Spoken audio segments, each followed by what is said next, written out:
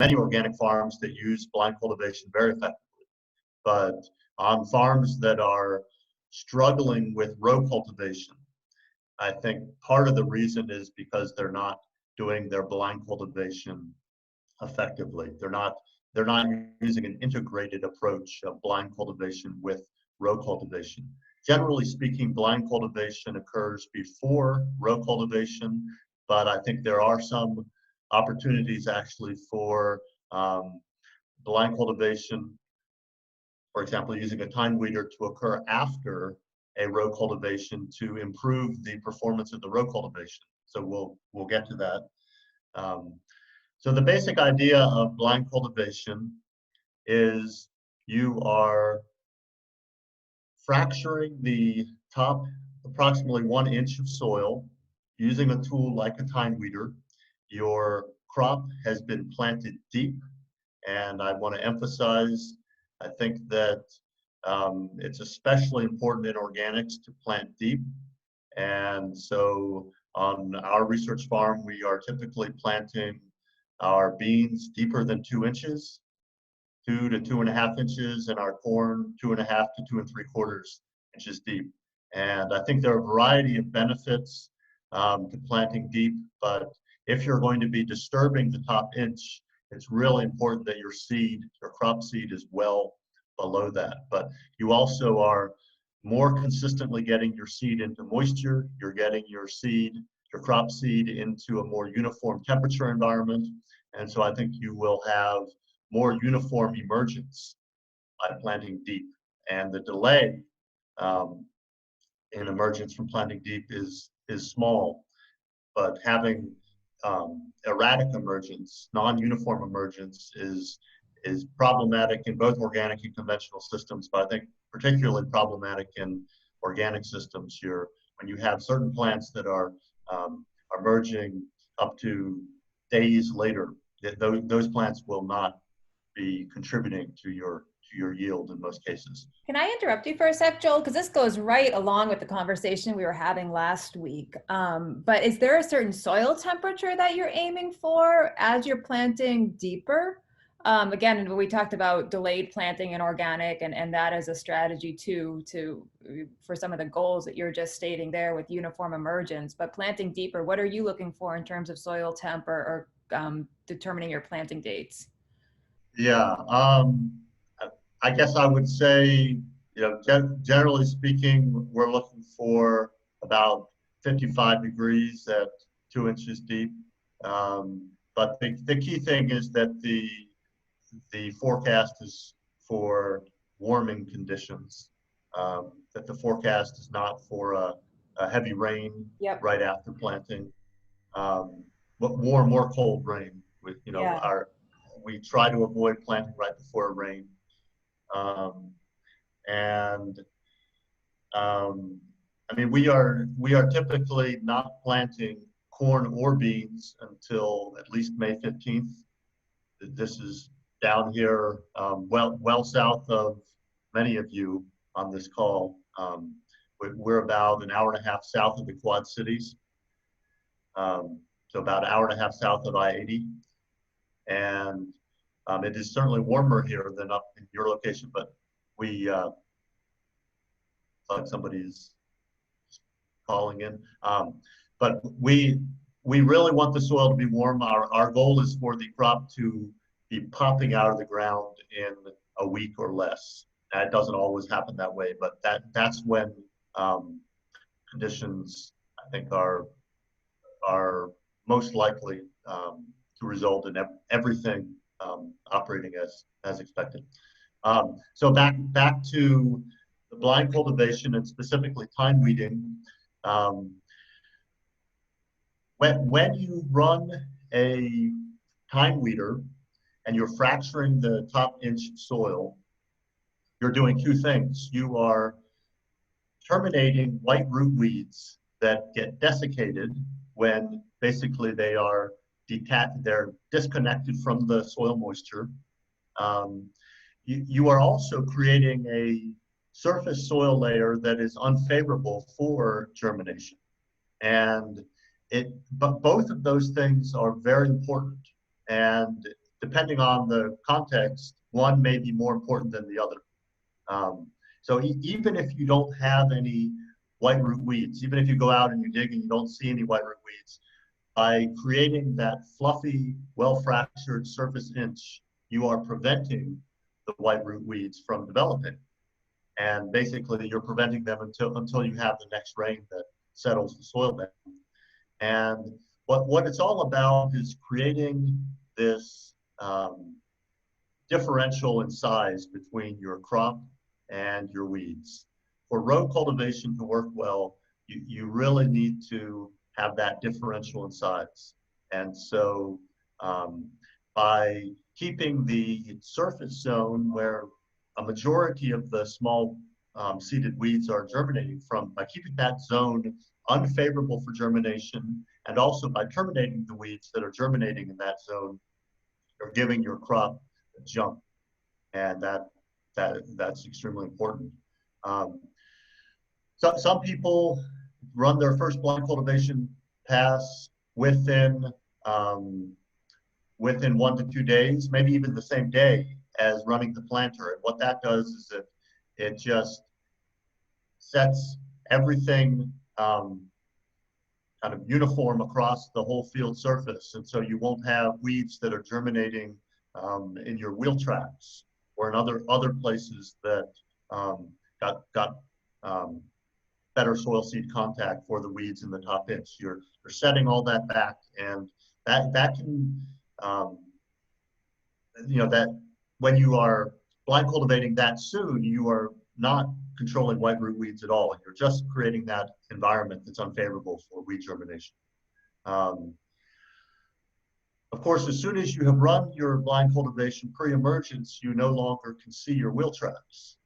And so it's, while we kind of commonly say blind cultivation is you're not paying attention to where the crop rows are, you really would prefer not to drive on the rows. So it would be better if you have removed your wheel tracks before the crop has emerged to have some type of guidance system to enable you to come back your next pass without driving on the crop rows. If your next pass is after the crop has emerged, then of course you have that guidance for you. There are a number of different types of tine weeders out there. I only personally have experience with an Einbach Aerostar. We have a 15-foot Einbach. It's not the more recent Einbach system that I think is referred to as an exact system. It actually has depth wheels that are out, that are basically behind the tines. The model that we have has the depth wheels between the tines and the tractor, and that system has worked well for us. But I think if you want to be even more precise about the depth of your tines, then the newer system that has four depth wheels, or basically has depth wheels between the tines and the tractor, and then behind the tines, that system is also available. Some of the other variables, the Einbach system that we have, and I believe all Einbachs have 6 rows of tines and 12 tines per row foot. And the spacing between the tines is 1 inch. That really gives you excellent fracturing of the soil surface, but it does not allow much residue to flow through your tines. So, yes. Question. So we also have an Einbach at home, and it becomes absolutely a dump rake if you have any residue. I can't figure out how people make this work if they have any residue. We were using it in oats after one pass of a sunflower soil finisher, then planted the oats, and then trying to rotary to tine weed the oats. Absolutely disastrous. And I don't feel like that's a lot of residue on the surface, but as you said, with that 1 inch spacing on the Einbach, and with bent tines, holy moly, absolutely doesn't work. Yeah, so our experience is that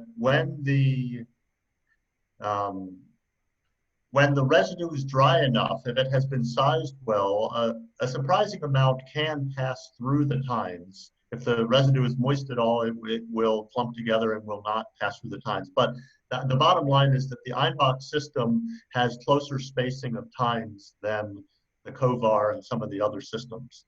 And the, the, the key is not really how close the tines are in terms of getting the right action. The key is to be having the right tension on the tine and operating at the right ground speed so that your tine is vibrating back and forth. And so the Kovar coil tine is designed for maximum lateral vibration. And I don't personally have experience with that, but I've watched some videos, I've read on their website, and their tines are farther apart and they do allow more residue to flow through. So with the Einbach system, where the tines are closer together, I think that, of course, one option that there's not a lot of guidance on how to do this, but one option is to lift up some of the tines or even remove some of the tines. The most critical tines, of course, are over your rows. And if you are dealing with a wider row crop, let's say soybeans on 15 or 30 inches, then definitely you may want to just remove some of the tines that are right in the middle of the interrow. If you're dealing with oats or something that's on narrow spacing, then removing tines may not be the right way to go. But definitely you can get more flow of residue through if you have removed some of the tines. Some of the systems are designed to allow you to adjust the tension on each tine individually. So like the Lely system allows that. And so if you're dealing with ridges or some specific topography, then you might want to have the tension be different on different tines. With the Einbach and the Kovar, as far as well, certainly with the Einbach, you are tensioning all the tines in a unit. Our units are about 5 feet wide. Each unit you're tensioning all uniformly across the whole rig. I guess that another critically important thing. So there we are looking at a picture. Yeah, I went ahead and put one up there. That's okay, good. That's like yours, just much wider. It's wider, yes, but we have you can see the individual units, and you have a tensioning bar. We normally are running it at a tension that I guess it's not pressing really firmly into the soil. The tine is loose enough that it can easily vibrate. We're not pressing down too hard. We also want to have the tip, so you can see the bent tip. We want to have the tip leading rather than following. I haven't really experimented with having the tip following, but it's been emphasized to me by several people, including Clyde Mortar, who sold us our Einbach, that you want to have the tip leading. I think that you get more action when the tip is leading and less action when the tip is following. Could you describe that a little bit more, Joel? I don't know if I'm following what leading versus following. Okay. So if you take a look, Use your finger. yeah, I'm trying to think how to show this best. So there we go. There's a view. So what this looks like right now is that the tip is going to be following. The tip of the tine. So there are tine weeders that have straight tines, but the Einbach, I believe all of their tines have, I think, a 45-degree angle. And if you, I don't know exactly whether you can see my pencil here, but there's the adjustment. There's the silver bar which you use to adjust okay? And that's how you would rock the tines down or lift them up, right? In this configuration, the tip is going to be following, but if it's rocked, if it's rotated, then the tip can be basically ahead of this elbow. When the tip is ahead of the elbow, that's when the tip is leading. Okay, so And instead of perpendicular, it's more at an angle where it's more pointing into the soil forward. Yes, and that I have not done experimentation on what happens when you have the tip following, but my understanding is that you get a different action when the tip is following, maybe a more gentle action, but we have tried to follow the guidance that we've received from several people that the tip should be leading. So Joel, it seems more intuitive to me if you refer to that as angled forward or angled backward. Okay, yeah, that is a fine way to describe it. I guess I'm coming from what I have heard from the Einbach salespeople and on the Einbach website. They refer to the tip leading or follow. Anyway, so we normally are doing our timing similar to what we would do with a rotary hoe, where we are doing our first pass about 4 or 5 days after our planting. And so we have white root weeds that have not emerged. For the most part, there's been no emergence of crop or the little weeds, but the white root weeds they have germinated, and we can terminate a large number of them by running the tine weeder at that time, basically a few days before the crop emerges. And then typically our second pass would be about a week to 2 weeks after that first pass.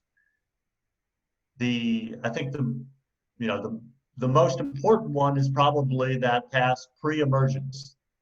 And you want to make sure that you're running pretty aggressively and getting full fracturing of the soil surface. And as I said earlier, this is really important for your crop to emerge with a jump on all weeds. And this is really important for in-row weed control. This is probably your most effective in-row weed control. If you can fully fracture the top inch of soil using a tool like the Einbach tine weeder we see here. If the soil has a good crust, if you've had a heavy rain but then it's dried out, then the rotary hoe, the action of a rotary hoe can be very effective.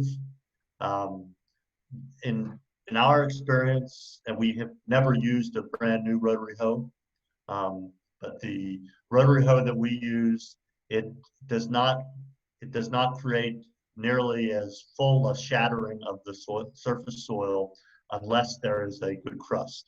If there's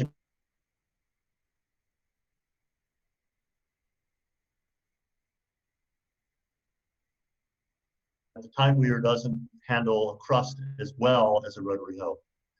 Tine weeder also obviously doesn't handle residue as well as a rotary hoe. Tine weeders are operated slower than rotary hoes. So those are some key comparisons. We are typically running about 5 miles an hour.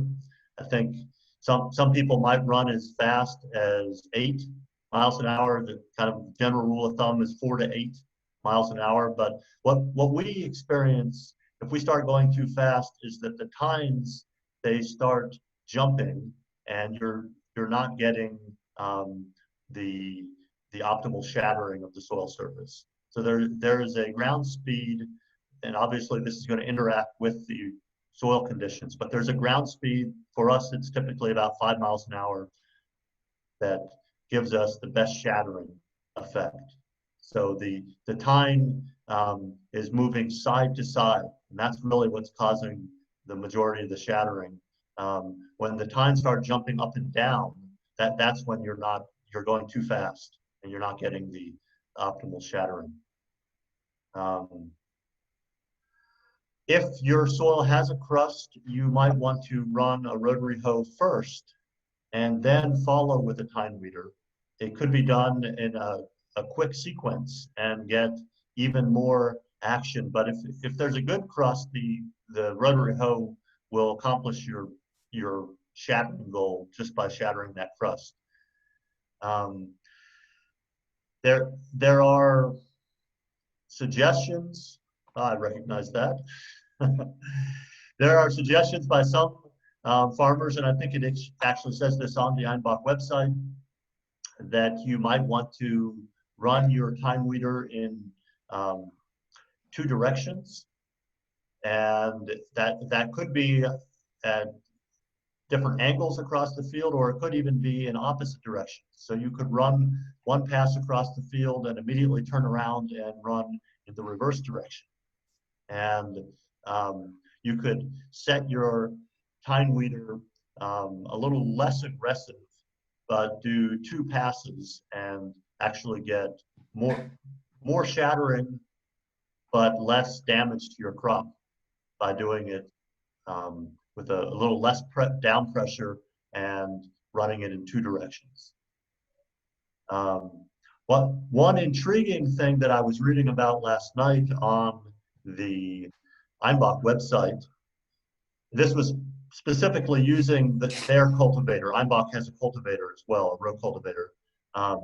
They are recommending for the first row cultivation for soybeans, if you have significant weed pressure, you start your row cultivation when the soybeans are still quite small, and you fully bury the soybeans with your row cultivation. And then you come back 1 to 2 days later and you unbury the soybeans with your tine weeder.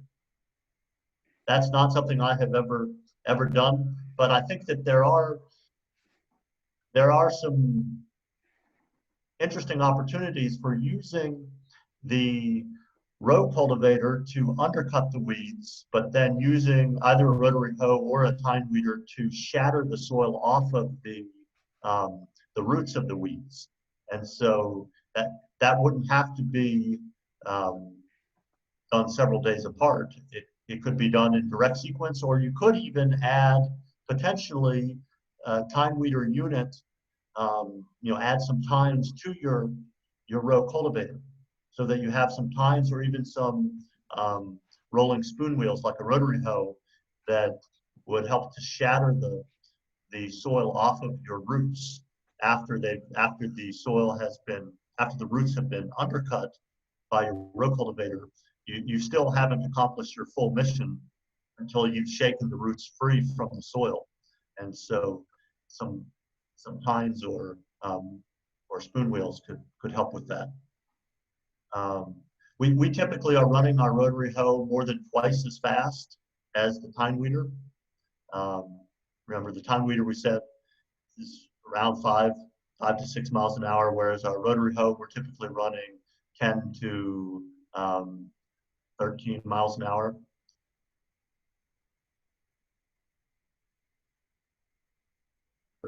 With the rotary hoe, since both of our tools are the same width. But I think there are ways that we can make better use of some of these tools if we use them in an integrated fashion. We recognize how the action of one tool can complement the action of another tool. Joel? Yeah. We had a farmer recommend to us, you talked about the 2 actions. One is to uproot weeds, but the other is just to leave the surface inhospitable. And Yes. Given these wet springs we've had, although we're not in one now, what they do is they tine weed right after they plant. So they're, anything where those closing wheels have left a packed area, they're, for lack of a better term, fluffing it up. Yes. And so then if you get caught by rain, you at least have that one pass in. I thought that was kind of an interesting idea. Yeah, so I think I mentioned something along those lines a few minutes ago. I completely agree with you. That approach where you are taking out the wheel tracks and anything that has pressed down the soil, that, you know, that is giving you a uniform,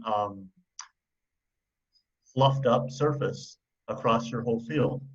And the issue with that, the reason why we haven't done very much of that is simply because you have eliminated your wheel tracks. So then if you wanted to run a tine weeder or rotary hoe again before emergence, you would need some type of guidance to tell you where your rows up.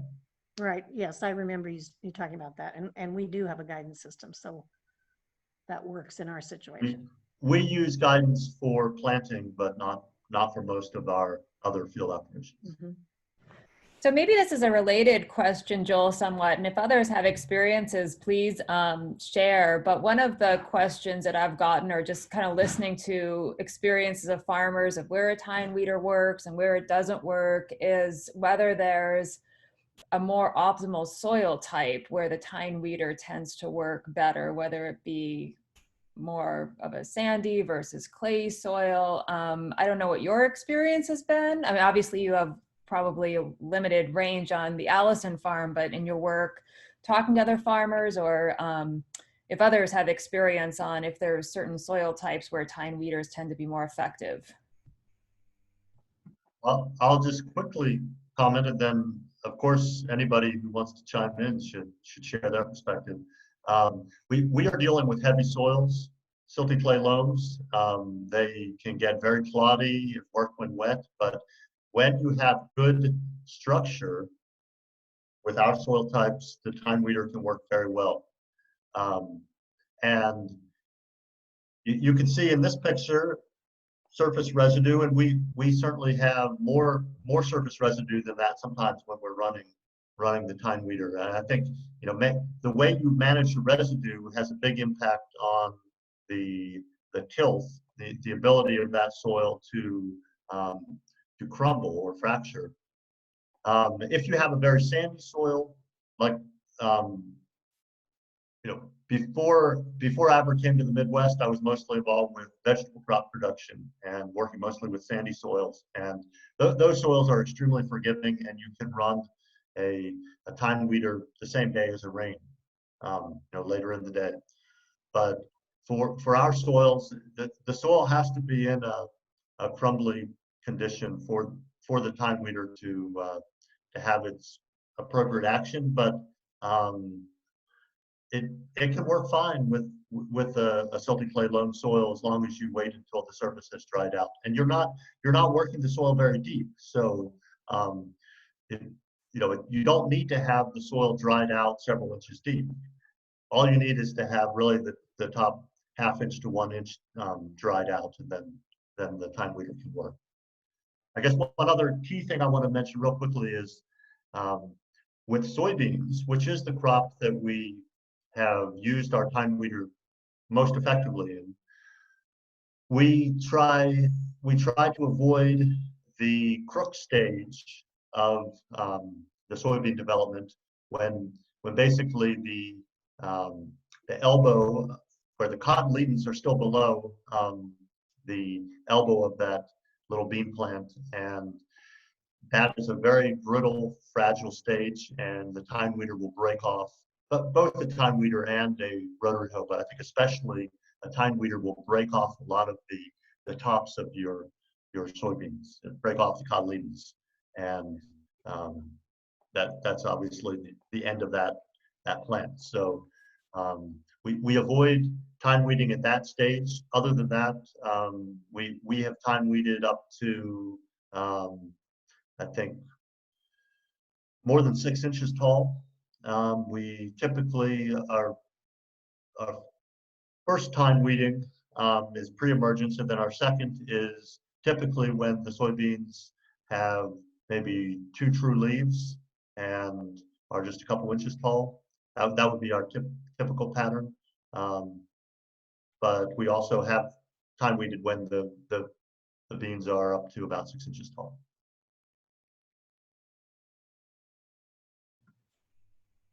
Are there questions? Yes, one other thing, if you take a look at this. Go ahead, Joe. I was going to ask if you had any Just comments. one last thing, taking a look at this picture, you can see the bean rows are getting covered pretty well. We expect that our beans are going to be not fully covered, but probably 50 to 75% covered when they are in that two-leaf stage and we're doing the second time weeding. And they come right through that very quickly. The main reason we've stayed away from using this in corn is because when you get that level of coverage on corn plants, the corn has been knocked over and the tip of the corn is held down by soil and it does not recover well at all, is our experience. Now, for people that use tine weeders effectively in corn, but if we're going to use the tine weeder in corn, we really try to use it pre-emergence.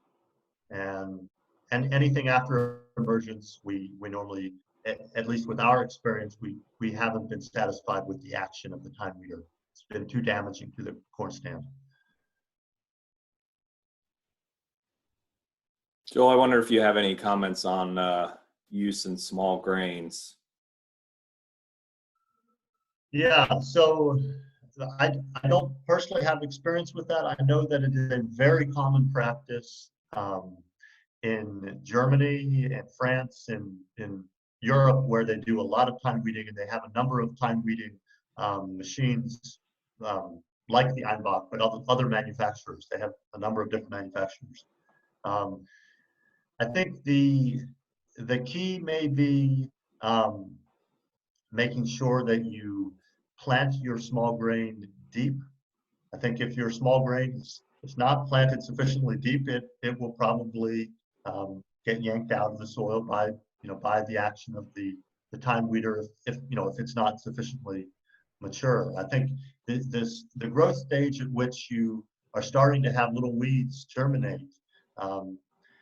your small grain will not be sufficiently anchored unless it's been planted sufficiently deeply.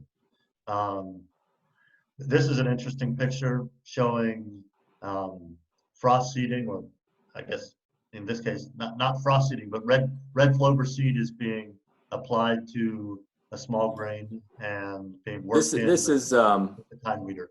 Yeah, this is from Tor Oshner in upstate New York, where he's air seeding the red clover into a spring seeded small grain, and you can see how aggressive he's running that.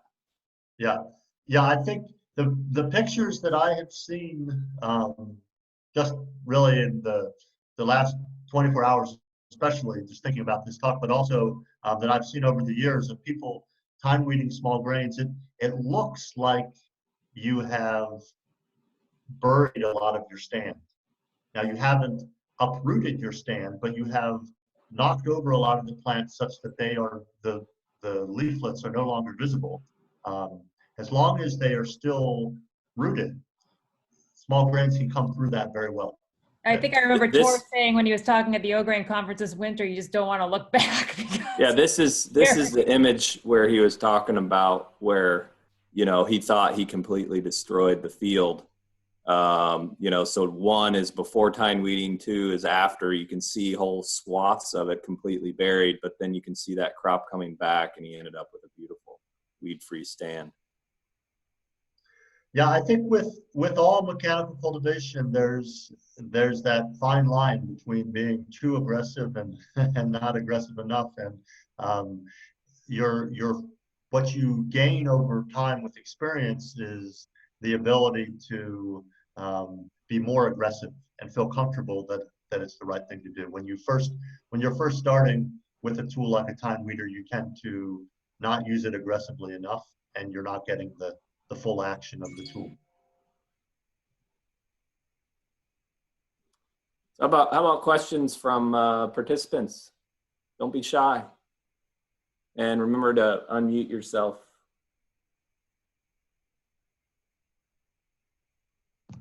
I guess I had a question that I put in the chat, and that was just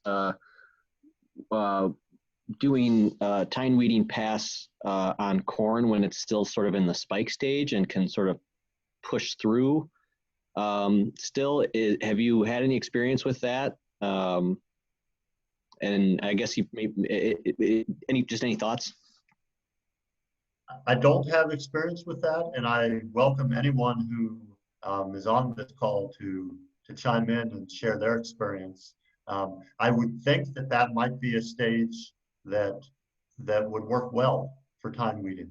I guess I just am very sensitive about compromising the corn stand, and much less sensitive about losing some of my soybeans.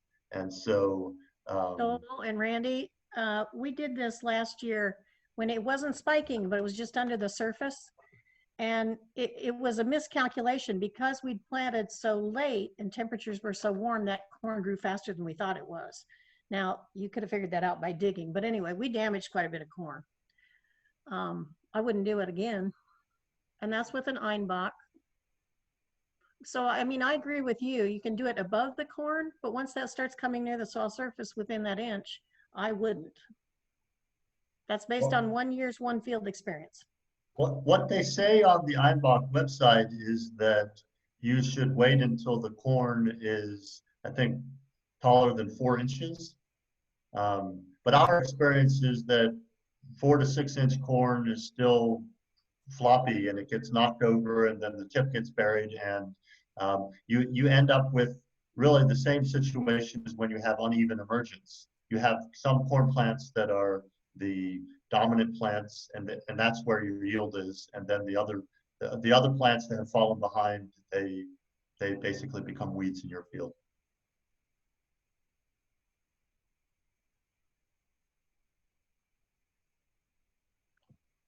Joel, I had this in the chat, but yes, our understanding, and I'm talking about my husband's and mine, is that this is a better tool for soybeans than for corn. And we're not convinced about small grains based on our residue level. But with soybeans, and we're going to use it this year, what's your prep if you're following corn? How much residue do you have there? I mean, you find out pretty fast when you go to the field if you're collecting residue and making a dump rake or not. But appreciate your experience. So what we would be typically doing is, let's say we're following corn. So we have one pass in the fall with a vertical tillage tool to begin sizing the residues and getting them more in contact with the soil. And that is not sufficient processing of the residue at that stage, but that's the beginning. Then the next spring, we will have probably at least one more pass with a tool that is fully terminating all the weeds and helping to size the residues, and then fitting the field for planting, maybe with a field cultivator. And the level of residue with those operations seems to vary widely, or the amount of residue and the sizing of the residue seems to vary depending on the moisture conditions that spring.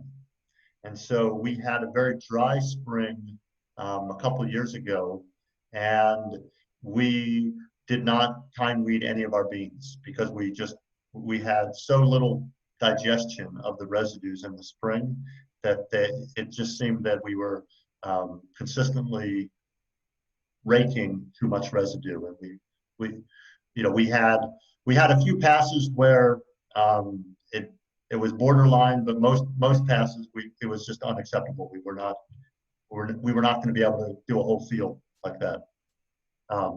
But that's the exception. This spring we've had enough precipitation, but not too much.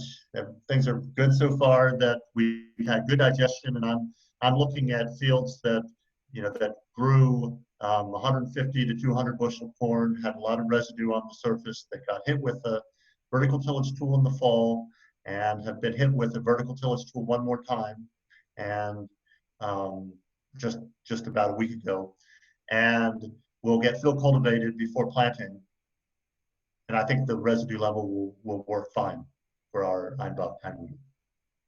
But you might need to have a pass in the fall and then 2 passes of sizing residues in the spring before you are fitting the field for planting.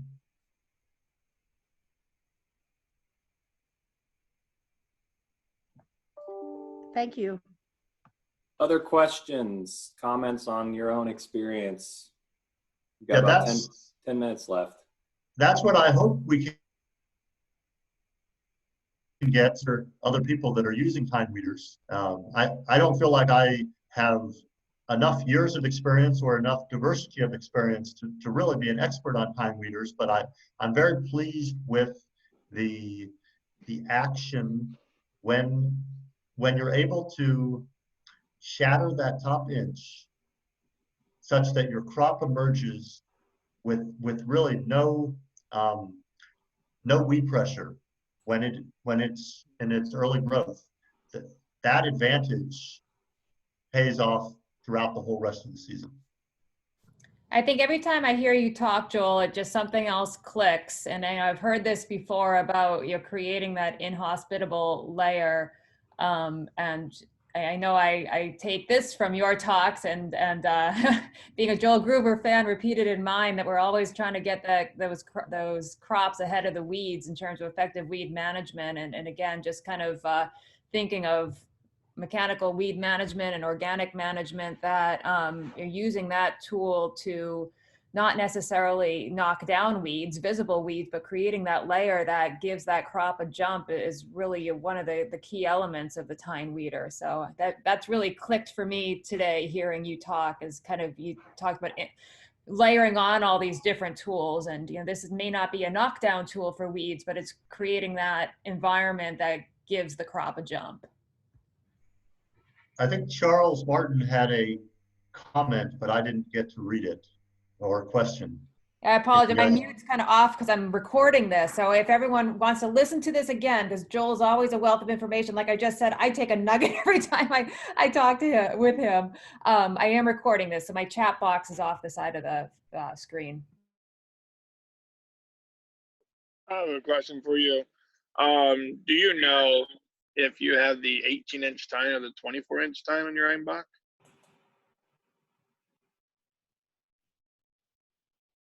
They went to a 24-inch tine here. 24 seems, I don't think ours are as long as 24. I guess I was thinking that ours were about 19 inches. Okay. But they definitely are not the 24. They went to that 24-inch tine a few years ago after, they got a lot of feedback that the Einbach in corn was often too aggressive for corn. And so one of the adjustments they made was a longer tine. And that was the exact was kind of an outgrowing of just more precision than with that longer tine.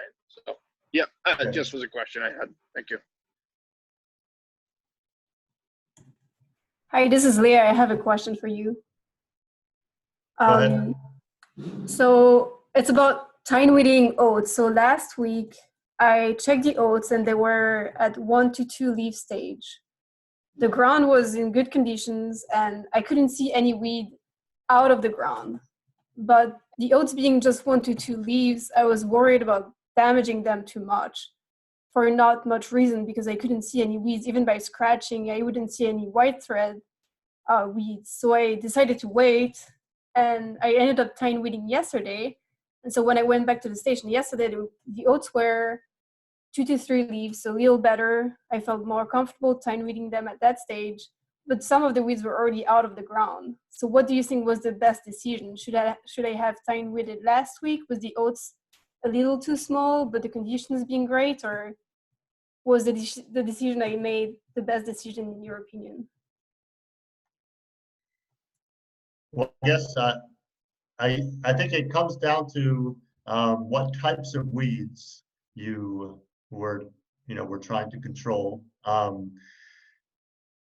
Tine weeders and blind cultivation in general works on weeds that are germinating in the top inch, and so there are lots of weeds that fit into that category. Some of our most difficult summer annual weeds are all germinating in the surface inch. But then we also have weeds like giant ragweed and morning glory that germinate from a big seed from deeper in the soil, and tine weeding doesn't have much effect on them. And obviously perennial weeds are not impacted by tine weeding. So I don't have the experience with tine weeding small grains to speak very specifically, but I guess you did the tine weeding yesterday, so you observed the action both before. You observed the little weeds that were emerging, that had already emerged before the tine weeding. After tine weeding, what did things look like? And it may take another day or two to see the full effect, but what do you think of the the effect of your tine weeding in retrospect? Yeah, I think I did a good job. So I took the time to set up the tine weeder as I should, and I think I did a good job on the white thread weeds, and also an okay job on the weeds that were at the cotyledon stage. But some of them were a little past that, and those are in the ground and they're not going anywhere. We should share some photos, Leia, if you Well, unfortunately, the camera died half the way through. Oh, So no. I have like photos of before, but I don't have good photos of during and after. I should get a new battery for the camera. Yeah, we'll keep sharing photos throughout the season to all you guys about the research station. Well, we're close to 10:30. If there aren't, are there other comments on experience or questions related to tine weeding? And if not, we could go a little over time to give the opportunity for regional updates on planting and field conditions. Aaron, what do you think? Yeah, it's up to folks. I mean, we're happy to do either. I mean, this has been great as always, Joel. It's just always amazing to hear all the knowledge you have to share. But yeah, we certainly can go a little bit over as well. May I I guess ask I'm Leah a curious. question? Go ahead, Margaret. Well, I was asking Leah, are you going to be doing weed counts in your tine weeding? Are you gonna come and help us do it? I would so love to do that. No, I'm not saying you should. I'm just asking what your plans are. We have no help this summer, so it's Leia. Yeah, I don't think we have the capacity to do it this summer, unfortunately. No, thank you. I guess I have a quick question for Randy or any of the other people in the Hughes crew. That at the beginning of this talk, we were informed that lots of people were listening in to try and figure out how to make best use of their Einbach tine weeder. Do you feel more equipped, or do you have questions that are pressing right at this moment? Yes. We've had, it's been kind of hot and cold with the tine weeder. Definitely, the dump rake at the end of the field, that hit home a little bit with us. We definitely have issues managing trash. I guess our question, and this is probably very specific to the Aerostar, which is the unit that we have. And I'm going to try to explain this as best I can, but when we are unfolding and setting the machine, we are lifting the cylinders for each unit all the way up, and then using the pitch to level out those sections to the ground. And then trying to obviously keep the 3-point as level to the ground as we can. Is that how you would suggest doing it? Or do you use those cylinders for down pressure more? Or how are you setting the machine with those aspects? I think the way you described it is pretty much the way we are doing it. I don't know if you did you mention using adjusting the depth wheels? Yeah, we've got the depth wheels adjusted as best we can too. Okay, that's something that we're always thinking about. Basically, we're trying to get it level, and then we adjust with the depth wheels and with the pitch of the tines. Okay, well, the pitch of the tines with the hand levers were almost always on the most aggressive. I'm talking about the pitch actually when the entire machine tilts backwards, and we're running an 80-foot unit, so I don't know if it's the same. You're probably a 3-point, but yeah, we're a 3-point, and you're using a pulled unit. Yeah. So when we unfold it, it actually goes from standing straight up in the air to down level with the ground, and we're using sort of that pitch to set it. And that's kind of seems to be where we found the most success. When we started, we would, have the cylinders that would drop the sections down to the ground, and we were kind of using those to push down, and it was just too aggressive. So that's what we found, and I don't know if that's right or wrong. Yeah, I don't think I could speak informatively about that. I would recommend that you talk to Clyde Mortar or whoever you worked with when you purchased your Einbach unit, and ask for recommendations of farmers that are using similar size units, and see if you can have some interaction with other farmers that have very large tine weeders. I know there are some farmers up in Minnesota that are using tine weeders that are that width or even wider. And so there are farmers across the Midwest that probably could weigh in on that more informatively than I could. Is there anyone else on the call using a similar size unit?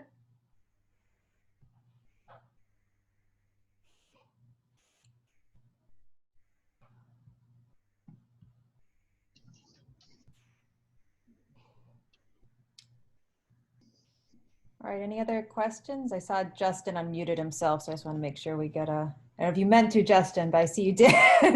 But if you have a question, feel free to ask or comment.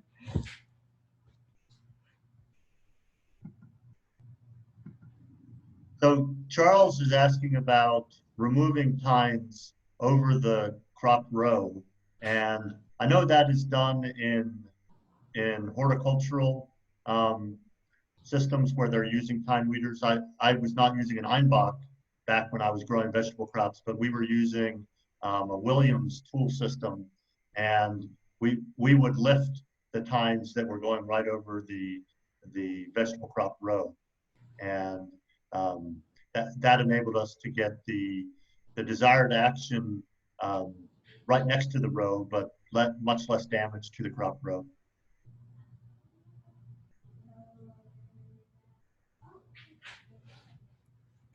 I think you need to do.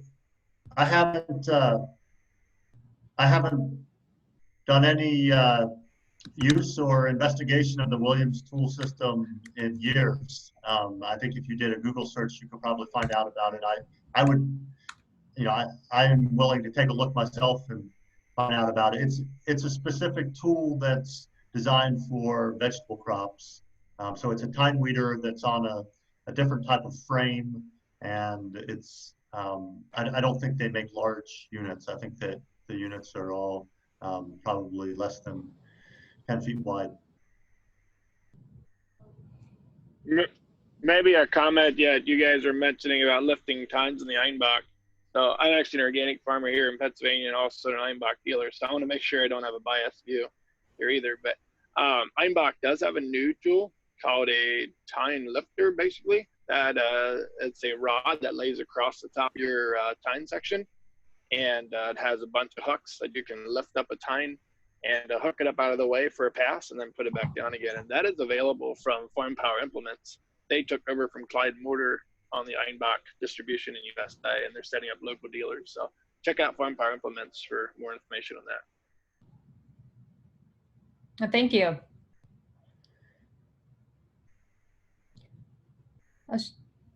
Go ahead, Michael. Well, I was just going to say we're well past 10:30. we can continue, but I just wanted to thank Joel for taking time to join us this morning.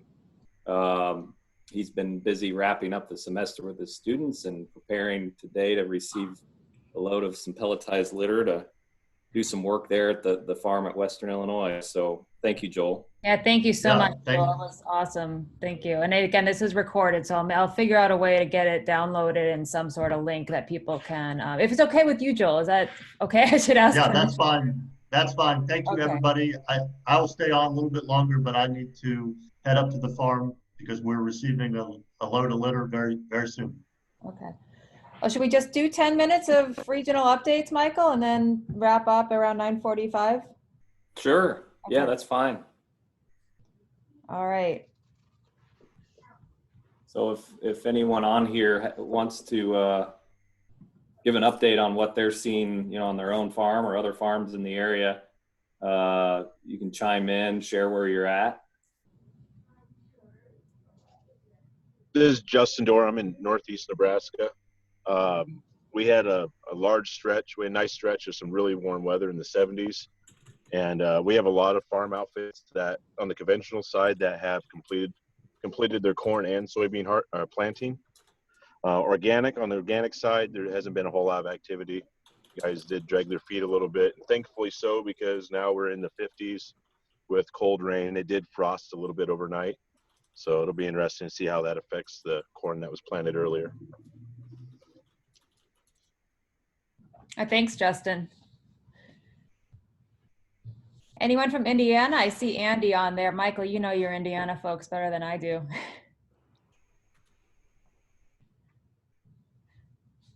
Yeah. Yeah, this is Andy. This is Harry. Oh, go ahead.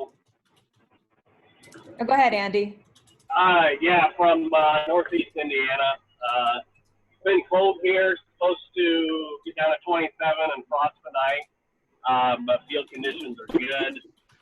Probably, I'm going to guess 60% or so conventional soybean, corn and soybeans are planted. I've got a few soybeans in, but holding up on the corn for probably another week or so. Thanks. Harriet, why don't you go ahead?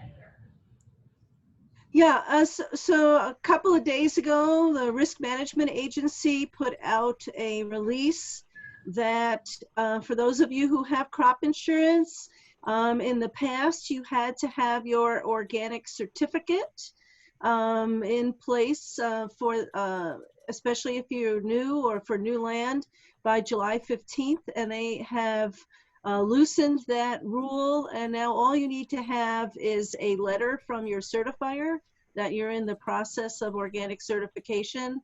By July 15th, you don't actually have to have your certificate. So, because they realize that a lot of the organic inspections and certification will be delayed. Thanks, So Harriet. that will, anybody with crop insurance, that would be a useful little tidbit to know. Okay, thank you.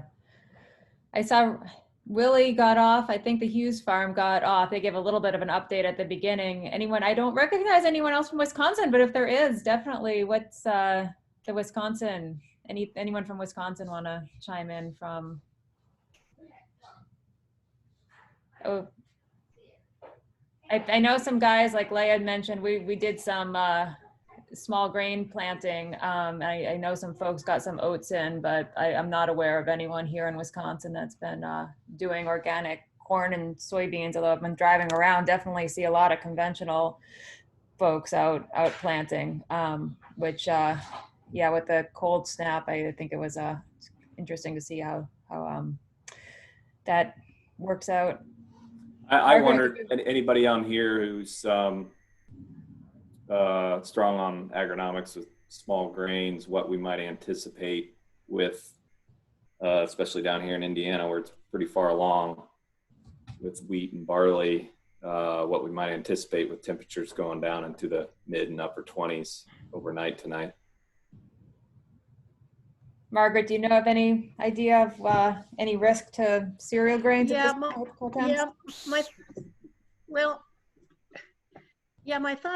my thought is it's going to be okay. Kind of depends on maybe where the growing point is, but that we've had cooler temperatures leading up to it makes them more able to take, you know, a frost than if we'd gone from very warm to an immediate frost.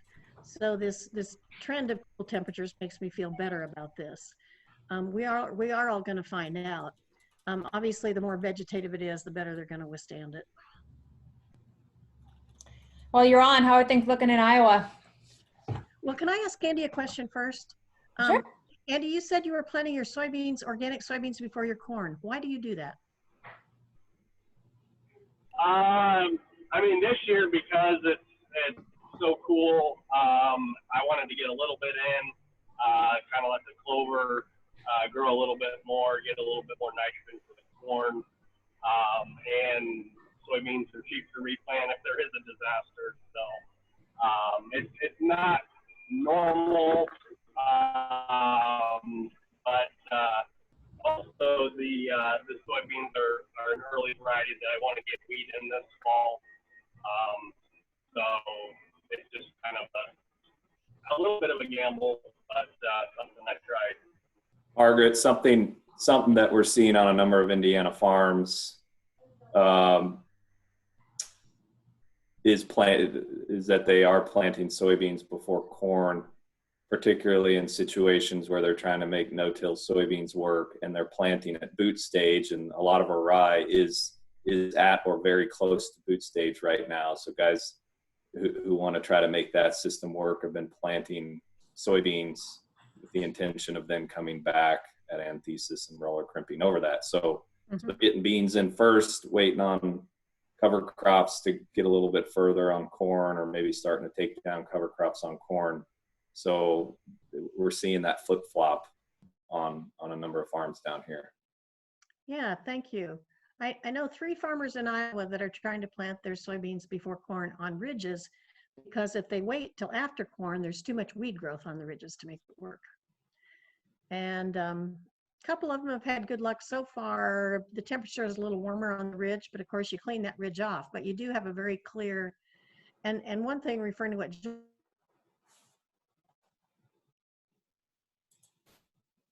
spacing or in-row strip for weeds. But you know, this is very few people, but that's their incentive to plant early.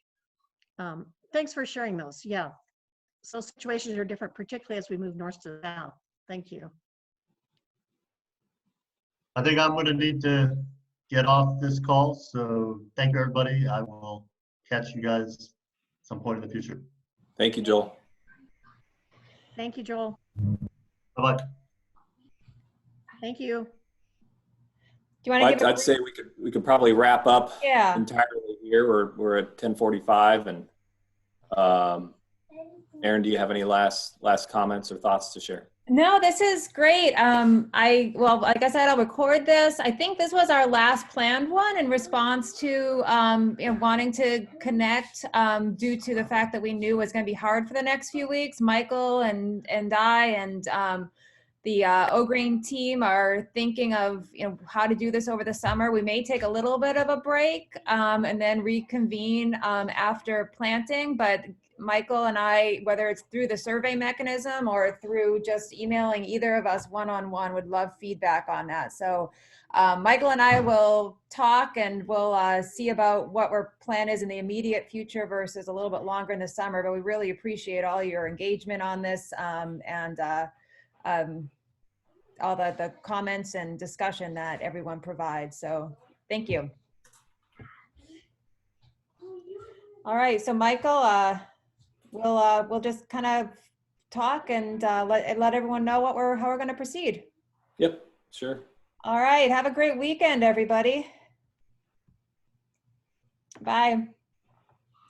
Thank you.